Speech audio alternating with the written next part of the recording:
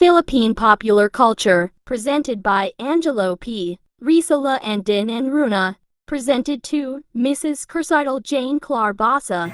So good day everyone, especially to instructor Mrs. Crystal Jean Claire Basa. By the way, I am Angelo Resula, the presenter of Group 6. In this video, I am going to summarize our topic in Lesson 14, which is the Philippine Popular Culture and Experience Economy.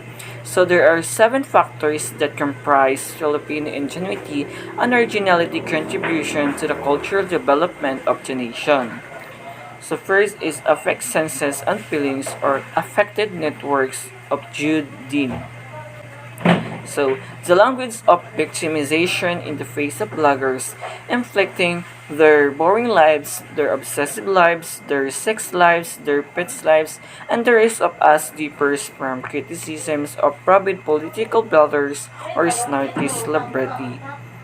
The difference is that anxiety about victimization's conscious blogging per is an activity that victimizes harms regardless of any particular content that practice of blogging itself as unharmful. 2009 was the year of Twitter, even before the so-called Twitter revolution in Iran, so-called because of US.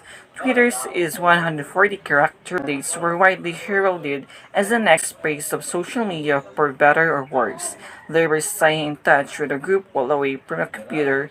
Twitter is like an update on Facebook, lets users keep connected without having to trouble with sending or responding to individual. So, Musica Space or Tadyar ni Fartar taking an innovative post-colonial feminist perspective on the transformation in the Philippines nation in context of globalization. Fantasy's Productions provides a theoretical framework for understanding the nationalist and post-colonial capitalist logic shaping the actions of the Philippines as a nation-state. The Late Capitalism and the Ends of Sleep is a short, sharp polemic against the dehumanizing conditions of neoliberalism, the non-stop marketplace, and the contaminant demands for constant productivity and attentiveness. The cell phone and the crowd is a messianic politics Philippines. It focuses in the particular on a set of political fantasias among the Filipino middle class, including their beliefs in the power of communication technologies to transmit messages and distance their ability to the possess of the power. Next is the globalization of Buenaventura Lambera. It is the book of the authors of Buenaventura Lambera, Ramon Guillermo, and Arnold Alamon. Identities and Popular Culture of Roland Tolentino. Popular culture and the pleasures of middle-class education is different from popular culture.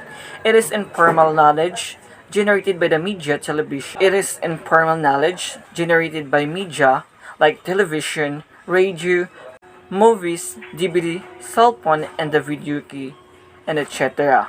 Or the media tools, mall copy, shops, sago, and etc. In fact, any artifact of popular culture has a shelf life. It is only famous for the current fad even though there's always media and genre revealing. But there's no shortage of any new trends.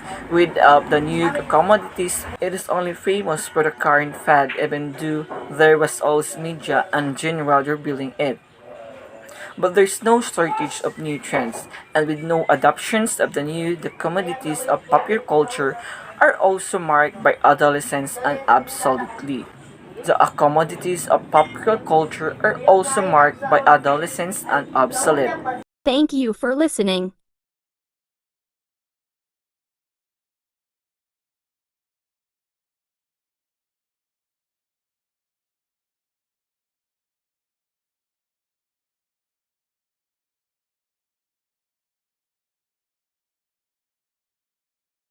The European and American imperialism was the creation of an archive on images of the non-Western other whose inferiority was marked by female nakedness.